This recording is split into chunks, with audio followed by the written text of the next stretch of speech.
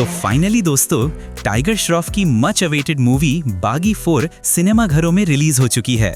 और अगर आपको एक्शन थ्रिलर वाली फिल्में देखना पसंद है तो आपको ये मूवी एक बार जरूर देखना चाहिए, जिसमें हमें टाइगर श्रॉफ और संजय दत्त का जबरदस्त एक्शन देखने को मिलता है। बाकी आज मैं आपको इस वीडियो में इस मूवी की स्टोरी को एक्सप्लेन करने वाला हूँ। सो ये वीडियो बहुत ही इंटरेस्टिंग होने वाला है।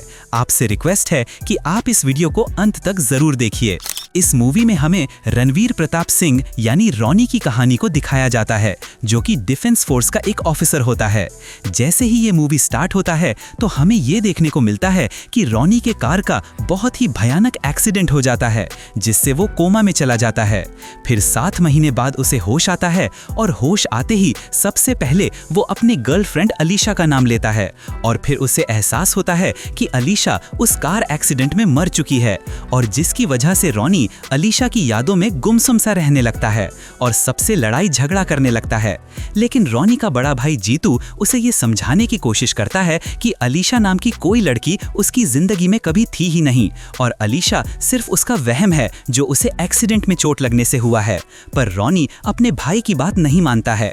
तब उसका भाई उसे दिमाग के डॉक्टर के पास ले जाता है, जिस पर दिमाग का डॉक्टर कहता है कि उस एक्सीडेंट की वजह से रॉनी का ब्रेन डैमेज हो गया है और उसे हेलुसिनेशन यानी दिमागी भ्रम हो रहा है।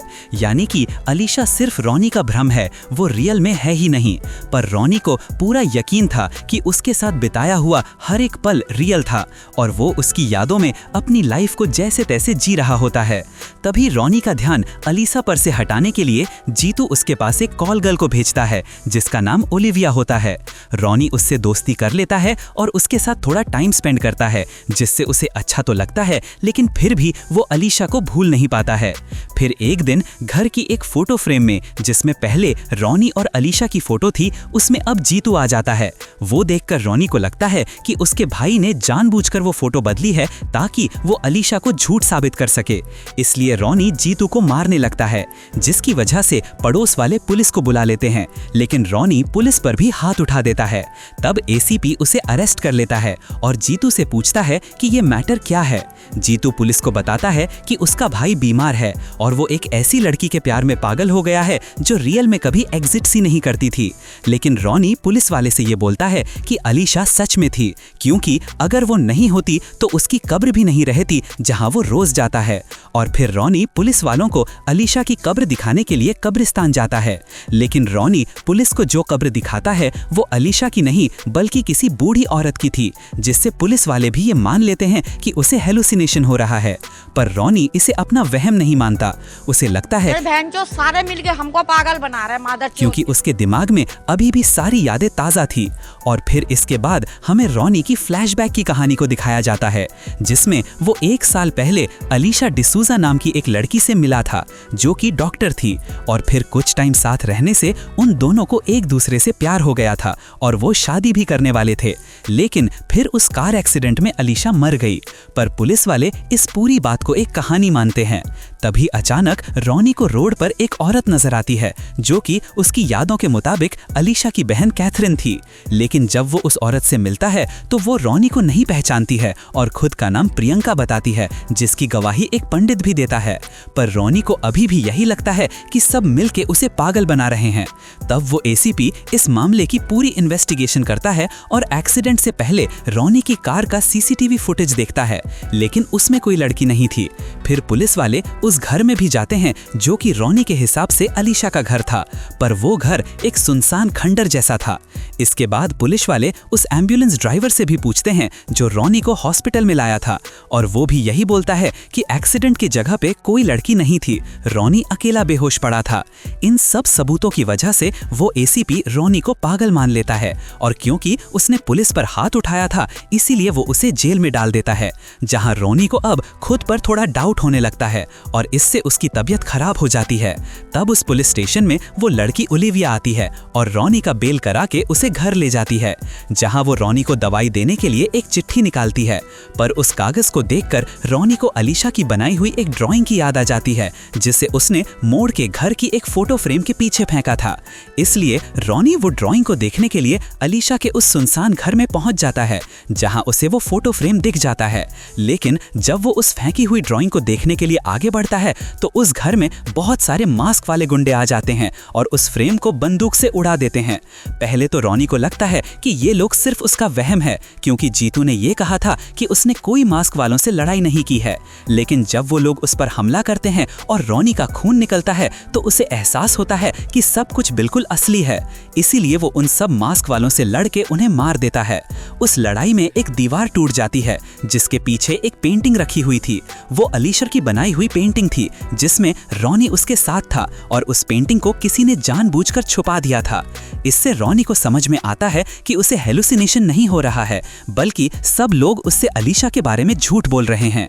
यहाँ तक कि उसका भाई भी इस नाटक में शामिल है और इस गेम के पीछे किसी पावरफुल आदमी का हाथ है जिसमें सीसीटीवी फोटोज बदला, डॉक्टर और कैथरीन से झूठ बुलवाया और उन मास्क वालों को भेजकर उस पेंटिंग को मिटाने की कोशिश की।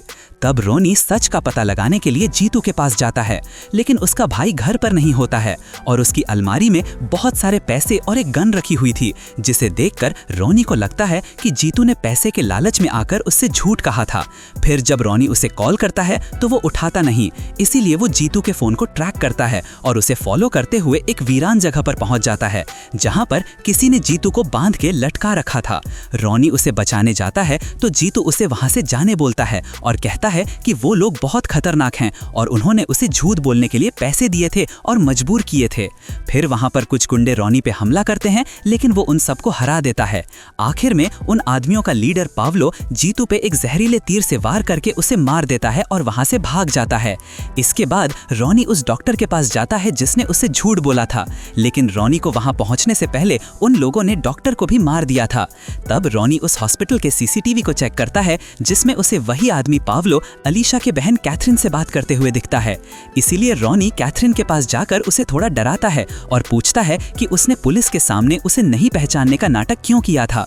तब कैथरीन बताती है कि पावलो ने उसे धमकाया था और उससे भी पहले अलीशा को रोनी से दूर रखने को कहा था। तभी वहां पे पावलो और उसके साथी आ जाते हैं जो कि कैथरीन को मारने की कोशिश करते हैं।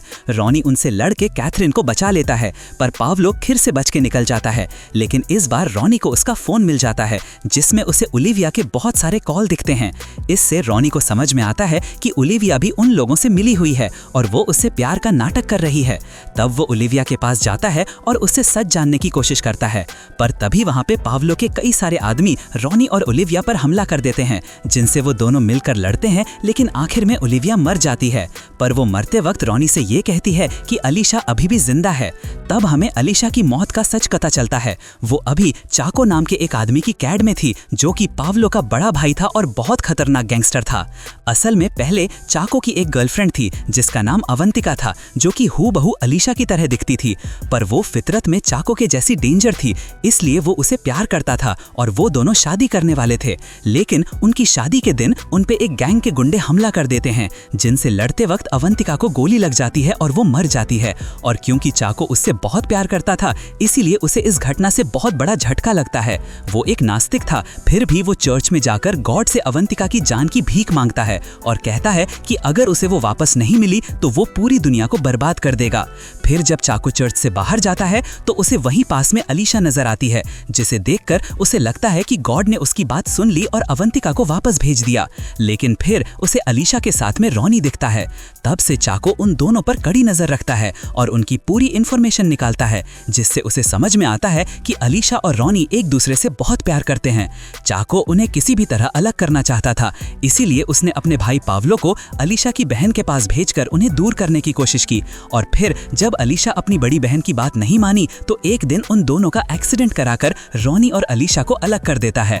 एक्सीडेंट के कारण रोनी कोमा में चला जाता है और दूसरी तरफ जब अलीशा ठीक होती है तो चाको उसे अवंतिका के बारे में बताता है और खुद से शादी करने को बोलता है।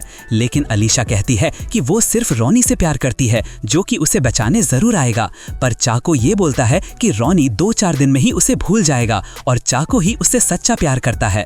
तब अलीशा चाको को ये चैलेंज देती है कि अगर रोनी उसे 1 साल के अंदर भूल गया तो वो खुद उससे शादी कर लेगी। इसके बाद 7 महीने तक रॉनी कोमा में ही रहा और अलीशा उसका इंतजार करती रही। और इधर चाको चैलेंज जीतने के लिए उसने अलीशा की पूरी आइडेंटिटी को ही बदल दिया। फिर जैसे ही रॉनी ठीक हुआ तो उसने सबसे पहले अलीशा का नाम लिया। उसे लग रहा था कि वो मर चुकी है, इसीलिए वो कब्रिस्तान गया जहां चाको के साथियों ने पहले ही अलीशा की नकली कब्र बना के रखा था। लेकिन रॉनी ने उस कब्र को ही अलीशा मान लिया और रोज उसके पास जाता रहा। इससे चाको को लगा कि उनका नकली कब्र वाला आइडिया काम नहीं कर रहा है और रॉनी अलीशा को भूल नहीं रहा है। तो उसने अब एक नई चाल चली और अलीशा के वजूद के सारे सबूतों को मिटा दिया और रॉनी को हेलुसिनेशन का मरीज साबित करने की कोशिश की।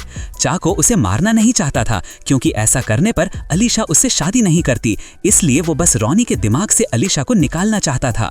फिर उसके भाई पावलो ने ओलिविया को रॉनी के पास भेजा ताकि वो उसके प्यार में पड़ जाए और अलीशा को भूल जाए। रॉनी तो अलीशा को भूला नहीं बल्कि उल्टा ओलिविया को ही रॉनी से प्यार हो गया और उसने आखिर में रॉनी को ये बता दिया कि अलीशा जिंदा है, लेकिन वो कहाँ है ये उसे नहीं मालूम था। इसलिए रॉनी उसकी तलाश करने के लिए पुलिस से मदद लेने का सोचता है। उधर पुलिस वालों को जीतू की लाश मिलती है और क्योंकि रॉनी ने गुस्से में उसे मारने की धमकी दी थी, इसीलिए पुलिस को लगता है कि उसी ने जीतू को मारा है। इसकी वजह से वो लोग रॉनी को ढूंढ रहे थे, लेकिन फिर वो खुद ही पुलिस स्टेशन चला जाता है और वहां एसीपी को बताता है कि उसने अपने भाई को नहीं मारा और अलीशा जिंदा है, पर वो कहाँ है ये उसे नहीं मालूम। दूसरी तरफ पाउलो अपने भाई को बोलता है कि उसके सभी प्लान फेल हो गए हैं क्योंकि रॉनी अलीशा को भूला नहीं और अब उसे अलीशा के जिंदा होने का भी पता चल गया है।